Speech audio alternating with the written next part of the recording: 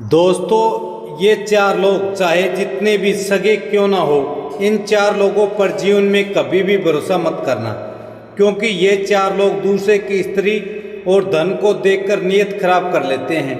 तो वे चार लोग कौन हैं जो दूसरे की स्त्री और धन को देखकर नीयत खराब कर लेते हैं? तो चलिए इस कहानी के माध्यम से समझते हैं।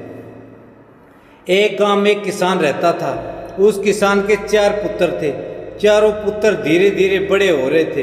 किसान के तीन बेटे तो काफ़ी बुद्धिमान थे, लेकिन उसका छोटा बेटा कुछ कम अक्ल वाला था। लेकिन उसमें एक विशेषता थी कि वह जितना ही कम अक्ल का था, उसका शरीर उतना ही बलशाली था। वह बहुत तगड़ा और तंदुरुस्त था। एक दिन उस किसान ने सोचा कि मेरे तीन बेटे तो काफ़ी बुद्धिमान हैं, वे अपना जीवन किसी न किसी तरह काट लेंगे, लेकिन मेरा छोटा पुत्र कम बुद्धि वाला है। उसकी जीविका के लिए मुझे बड़ी चिंता हो रही है। फिर काफ़ी सोच समझने के बाद वह इस नतीजे पर पहुंचा, क्यों ना मैं अपने इस छोटे पुत्र को पहलवानी ही सिखा दूं। वैसे भी इसका शरीर देखने में पहलवानों जैसा है। अब तो उस किसान ने अपने छोटे पुत्र को पहलवानी करवाना शुरू कर दिया। उसे बहुत अच्छी अच्छी पहलवानों की खुराक मिलती थी।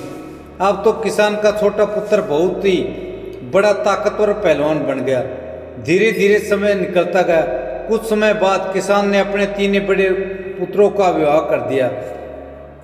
जब किसान के बड़े पुत्रों का विवाह हो गया तो तीन पुत्रों की तो स्त्रियां थी, वह किसान के छोटे बेटे से दिन रात जलने लगी।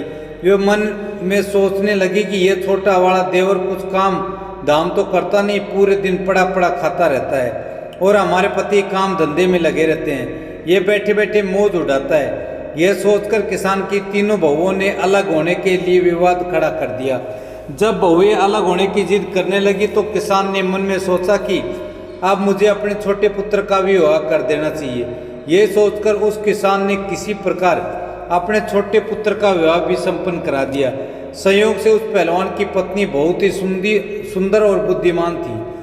आसपास के क्षेत्र में कोई भी स्त्री उसके समान सुंदर नहीं थी।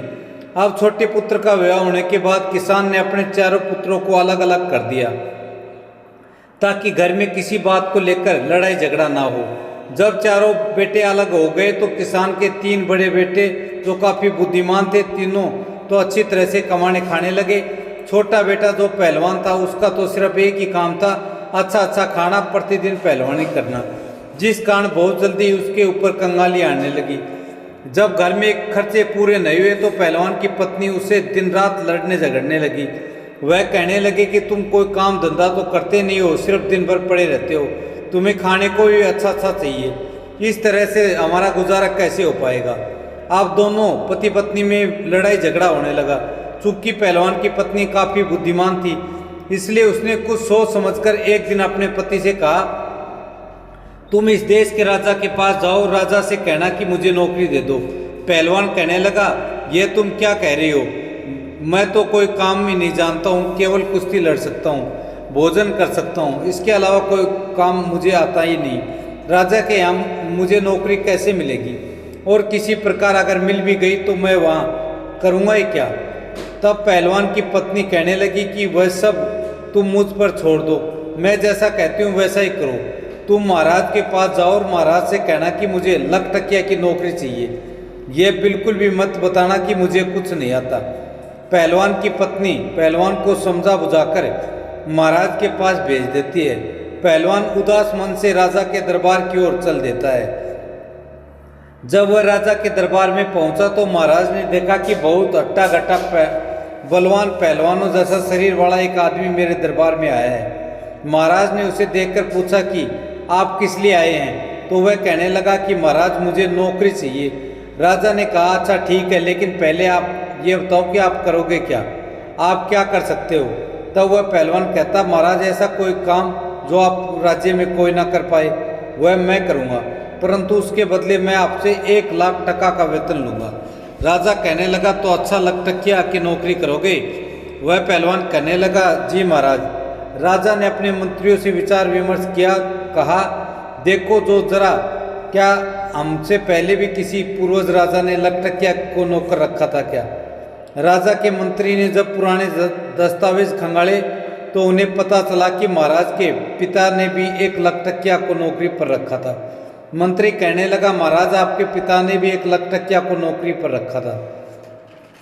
अपने मंत्री की बात सुनकर राजा बोला, तो ठीक है, हम भी अपने यहाँ लखटकिया को नौकरी पर रख लेते हैं। यह सोचकर राजा ने उस पहलवान को लखटकिया के रूप में अपने यहाँ नौकरी दे दी। कहा कि जब हमें तुम्हारी आवश्यकता होगी हम तुम्हें बुलवा लेंगे, तब तक आप हमारे अतिथि गृह में रह सकते हैं। अब तो वह पहलवान बड़े ही आराम से उस राजसी महल में रहने लगा। उसी दिन से वह पहलवान 1 लाख टका वेतन पाने लगा। अब वह प्रतिदिन पहलवानी करता, घूमता फिरता और आराम से सो जाता। धीरे धीरे यूं ही कुछ वक्त बीत जाता है। एक दिन राजा और उसके मंत्री पहलवान से कहने लगे, तुम कई दिनों से अपने घर नहीं गए हो, इसलिए अपने घर हो आओ। हम भी तुम्हारा घर देखना चाहते हैं, इसलिए हम भी तुम्हारे साथ चलेंगे। महाराज की बात मानकर पहलवान राजा और मंत्री को लेकर अपने गांव के लिए चल देता है। पहलवान राजा और मंत्री को लेकर जब अपने घर पहुंचा तो पहलवान की पत्नी ने देखा कि राजा और मंत्री हमारे घर आए हैं, तो उसने उन सबके लिए बड़ा ही स्वादिष्ट भोजन बनाया, उन्हें अपने हाथों से परोसा। तभी राजा की नज़र पहलवान की पत्नी पर चली गई। पहलवान की पत्नी तो सुंदर थी, वह इतनी सुंदर थी कि रानी भी उसके सामने कुछ नहीं थी। राजा ये देखकर आश्चर्य में पड़ गया। भोजन करने के बाद महाराज और मंत्री वापस चले गए। अब राजा मंत्री से कहने लगा कि मंत्री जी, इस पहलवान की पत्नी कितनी सुंदर है, इसके सामने तो हमारी रानी कुछ भी नहीं। तब मंत्री ने कहा, हाँ महाराज, पहलवान की पत्नी सुंदर तो है, परंतु क्या किया जाए, यह तो अपना अपना नसीब है। किसी के नसीब में सोना तो किसी के नसीब में मिट्टी भी नहीं।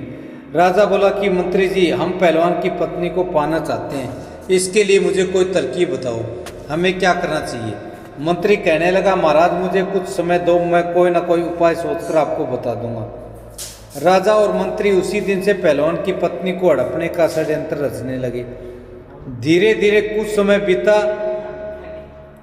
और तभी महाराज की माँ यानी राजमाता बीमार पड़ जाती है।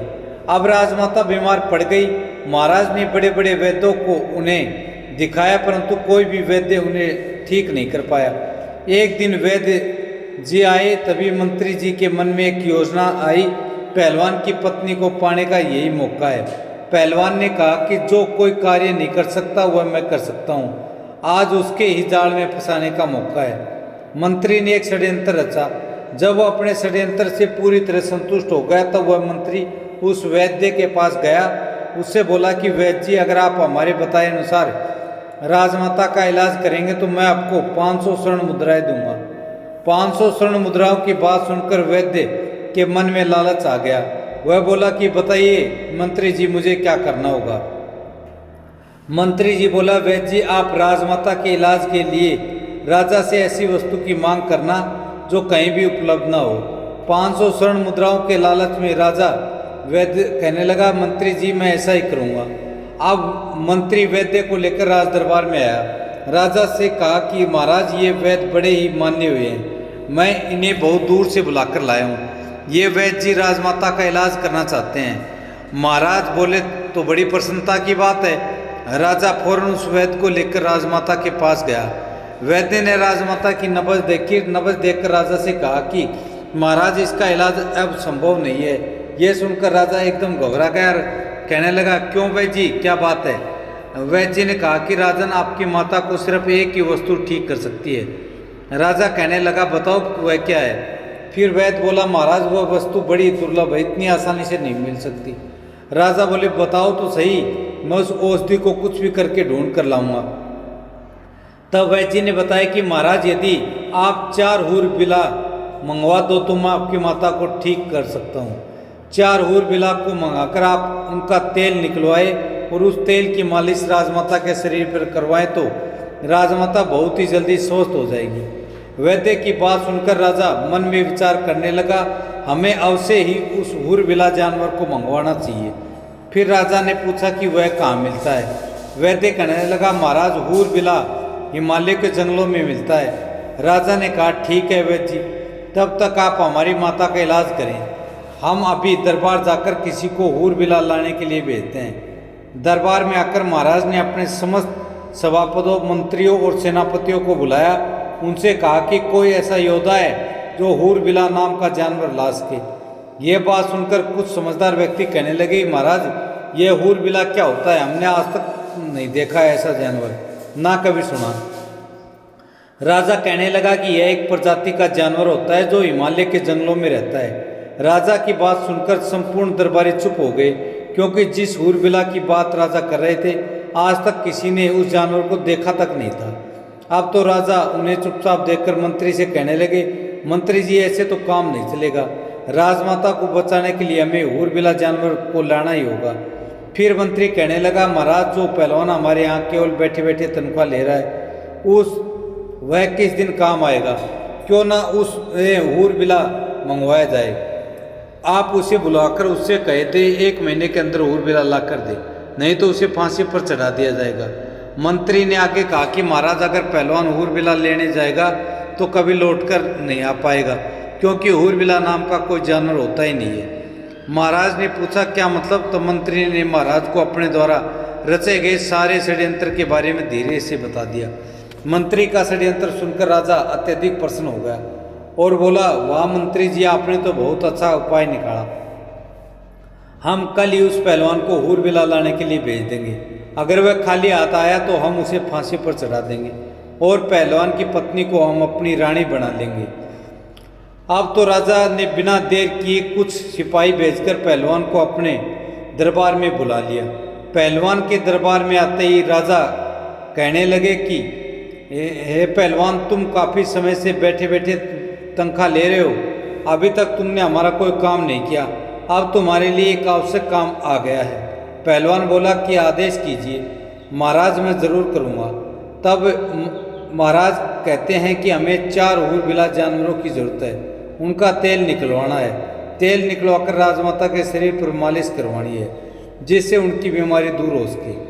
राजा की बात सुनकर पहलवान सोच में पड़कर कहने लगा, महाराज मुझे कुछ समय समझ में नहीं आया, यह हूरबिला क्या होता है? राजा ने कहा, हम भी नहीं जानते, लेकिन ये काम सिर्फ तुम ही कर सकते हो, इसलिए हमने इस कार्य के लिए तुम्हें चुना है। काफ़ी सोच विचार के बाद पहलवान कहने लगा, ठीक है महाराज, आप मुझे कुछ समय दीजिए। तब महाराज बोले, मैं आपको 1 महीने का समय देता हूँ। यदि आप 1 महीने में 4 हूरबिला नहीं ला पाए तो आपको फांसी पर चढ़ा दिया जाएगा। पहलवान महाराज की बात सुनकर घबरा जाता है और महाराज के आदेश का पालन करने के लिए हिमालय की ओर चल देता है। रास्ते में वो सोचता है कि हमने तो कभी इस जानवर के बारे में नहीं सुना, ना ही कभी देखा है, शायद मेरी पत्नी को इसके बारे में जानकारी हो, इसलिए हूरबिला को ढूंढने से पहले मुझे अपनी पत्नी से मिल लेना चाहिए। अब तो इस समस्या का वही कोई हल बता सकती है। यही सोचकर वह सीधा अपने घर लौट आता है और अपनी पत्नी को सारी बात बताता है। पहलवान की पत्नी जब सारी बात सुनी तो उसके मन में विचार आया कि ऐसा तो कोई जानवर होता ही नहीं है, शायद महाराज ने मेरे पति के लिए कोई षड्यंत्र तो नहीं रचा है। बहुत सोच समझकर वह बोली, ठीक है, तुम्हें महाराज ने 1 महीने का समय दिया है। मेरे मायके में बहुत से हूरबिला मिलते हैं, तुम ऐसा करो मेरे मायके में चले जाओ, वहीं पर रहना, जब तक मैं खबर न भेजूं तब तक वापस मत आना। मैं तुम्हें भाइयों से कहकर हूरबिला मंगवा दूंगी। ये बात सुनकर पहलवान खुश हो जाता है, अपनी ससुराल चला जाता है और वहीं पर आराम से रहने लग जाता है। उधर पहलवान की पत्नी ने सोचा कि राजा अवश्य ही मेरे पति को ढूंढते हुए यहाँ तक आएगा। उसने सारी परिस्थितियों को पहले से ही समझते हुए अपने आंगन में 100 हाथ गहरा एक कुआं खुदवा दिया। उसके ऊपर एक कच्चे धागे से चारपाई बुनकर ऊपर डाल दी। उस चारपाई के ऊपर अच्छे से मखमली बिस्तर लगा दिए। उधर राजा ने सोचा यही सही मौका है, पहलवान के घर चलकर उसकी पत्नी से अपने प्रेम का इजहार कर देना चाहिए। पहलवान के दरवाजे पर पहुंचकर राजा ने दरवाज़ा खटखटाया और आवाज़ लगाई। पहलवान की पत्नी ने आकर दरवाज़ा खोला। द्वार पर राजा को देखकर वह कहने लगी, महाराज आप इस समय मेरे पति घर पर नहीं है, इसलिए आप बाहर ही विराजिए, मैं आपके लिए भोजन पानी लेकर आती हूँ। राजा कहने लगा, अरे नहीं, मैं बाहर ही क्या करूँगा, मैं भी आपके साथ अंदर ही चलता हूँ। पहलवान की पत्नी को अपने जाल में फंसाने की नीयत से राजा कहने लगा कि ये सुंदरी, लगता है पहलवान आपको अच्छे से नहीं रखता। अरे वह आपको क्या अच्छे से रखेगा, वह तो खुद दूसरों के यहाँ नौकरी करता है। अगर तुम हमारे महलों की रानी होती तो तुम्हारी जिंदगी कितनी खूबसूरत होती।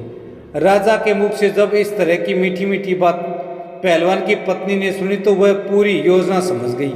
राजा की नीयत खराब है, इसलिए वह उसको सबक सिखाना चाहिए।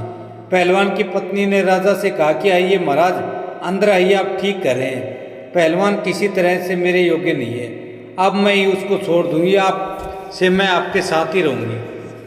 राजा उसकी बातों में आ गया और उसके साथ अंदर चला जाता है। घर के आंगन में पहलवान की पत्नी ने जो कच्चा सूत का पलंग बनाकर कुएं के ऊपर बिछा रखा था, उसके ऊपर मखमली चादर बिछा रखी थी। उसी चारपाई की ओर इशारा करते हुए पहलवान की पत्नी ने राजा से कहा कि महाराज, आप इस चारपाई पर बैठिए, मैं अभी आई। जैसे ही राजा उस चारपाई पर बैठता है तो कच्चे धागे से बुनी हुई चारपाई टूट जाती है। राजा सीधे उस कुएं में गिर जाता है। उसको बहुत चोटें आती हैं। महाराज के कुएं में गिरते ही पहलवान की पत्नी जोर जोर से हंसने लगती है और कहती है, महाराज, अब आप इस कुएं के अंदर ही अपना राजपाट चलिए।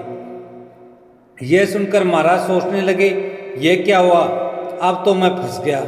इधर महाराज नीचे गिर जाते हैं, उधर पहलवान बड़े आराम से अपने ससुराल में रहकर समय गुजार रहा था। अब 3-4 दिन हो गए, राजा अपने दरबार में नहीं पहुंचा तो मंत्री विचार करने लगा, महाराज को क्या हुआ।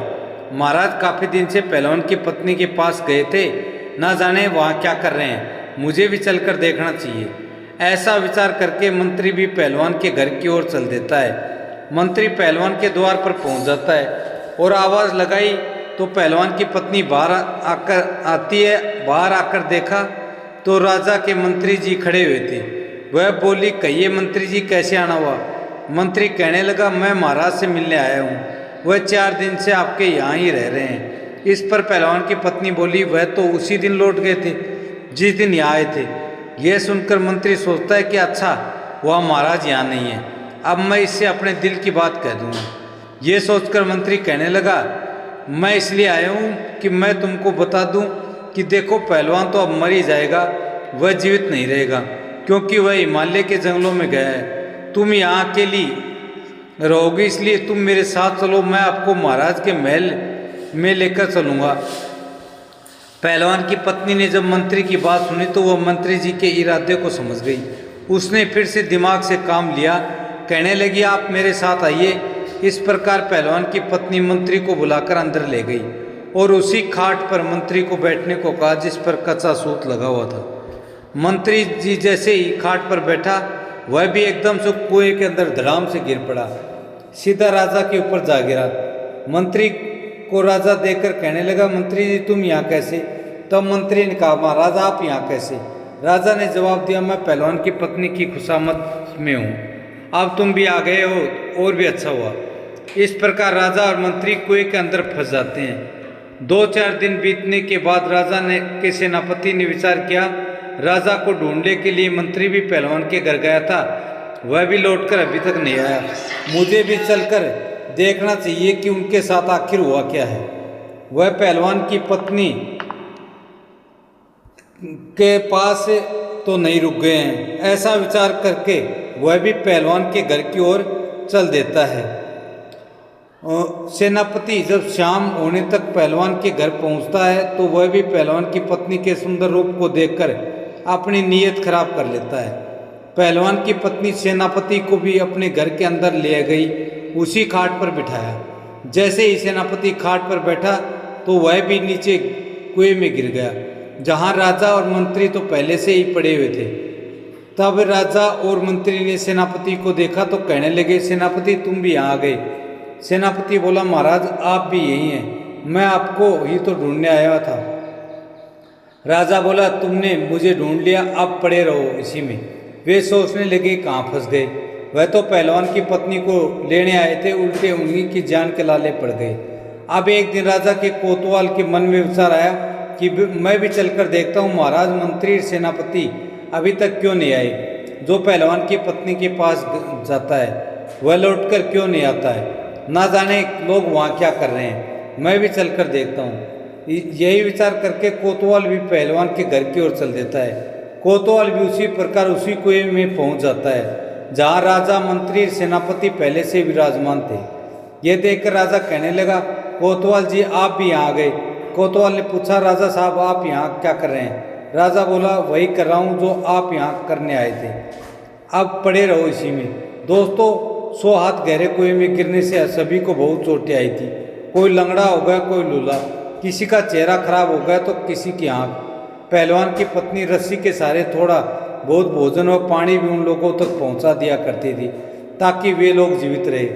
इस प्रकार राजा और उसके साथियों को कुएं में पड़े पड़े लगभग 15 दिन बीत गए। तब वे चारों उस कुएं में पड़े बीमार पड़ने लगे। अब तो राजा मन में विचार करने लगा यहाँ से कैसे छूटा जाए। वे मन ही मन बहुत दुखी हो रहे थे। उन्होंने आपस में सलाह की कि किसी प्रकार पहलवान की पत्नी से गिड़गिड़ाकर माफी मांग ली जाए और बाहर निकला जाए, बाद में हम इसके लिए सजा अवश्य देंगे। ये सोचकर राजा ने पहलवान की पत्नी को आवाज़ लगाई और माफ़ी मांगते हुए कहने लगे हमें माफ़ कर दो, हमें यहाँ से बाहर निकाल दो। पहलवान की पत्नी जानती थी अगर इनको यहाँ से ऐसे ही जाने दिया तो लोग अवश्य ही हमें बदला लेने के बारे में सोचेंगे, हमारा जीना मुश्किल कर देंगे। इसलिए उसने अपने मन में एक नई योजना बनाई और महाराज से कहा महाराज मैं आप लोगों को बाहर तो निकाल दूंगी, राजमहल भी जाने दूंगी, लेकिन मेरी एक शर्त है, जिस तरह मैं आप लोगों को यहाँ से भेजूंगी वैसे ही आप लोग यहाँ से जाएंगे। महाराज व उसके साथी उसकी शर्त मानने को तैयार हो जाते हैं। तब पहलवान की पत्नी कहती है तो ठीक है, आप 2 दिन का इंतजार करिए, तीसरे दिन हम आपको आपके राजमहल तक स्वयं भिजवा देंगे। यह सुनकर राजा और उसके साथी बहुत खुश हुए। उधर पहलवान की पत्नी ने अपने बच्चों एवं जेठ के बच्चों को आदेश दिया कि आप लोग कुछ पक्षियों के पंखों की व्यवस्था करो, चिड़िया कबूतर मोर और समस्त पक्षियों के ज़्यादा से ज़्यादा पंख लेकर आओ और एक कमरे में उन पंखों को भर दो। उसके तीनों जेठों के पुत्र छोटे छोटे बालक ही थे, उन्होंने 2-3 दिन में वो कमरा पंखों से भर दिया। तीसरा दिन हुआ तो पहलवान की पत्नी ने अपने और जेठ के पुत्रों को फिर बुलवाया, उनसे कहा आप 2 क्विंटल तारकोल की व्यवस्था करो। इस प्रकार से तारकोल की व्यवस्था की गई। फिर उसके बाद उसे गर्म किया गया। जब वह पतला हो गया उसे ठंडा करके रख दिया। ठंडा हो जाने पर उसे एक बड़ी कढ़ाई में भर कर रख दिया। उसके बाद पहलवान की पत्नी ने अपने तीनों जेठों व सभी बच्चों की मदद से कुएं में एक मोटा सा रस्सा डालकर सबसे पहले महाराज को बाहर निकाला। महाराज से कहा कि आप इस कढ़ाई में भरे दरसे में डुबकी लगाओ दरवे में, इसके बाद आप उसी कमरे में जाकर लेट जाओ। राजा ने पहले से ही अधमरा हो चुका था, इसलिए उसने चुपचाप पहलवान की पत्नी की बात मानते हुए तारकोल की भरी कढ़ाई में डुबकी लगाई और बगल में कमरे में जाकर लेट गया, जिस कमरे में पक्षियों के पंख भरे हुए थे।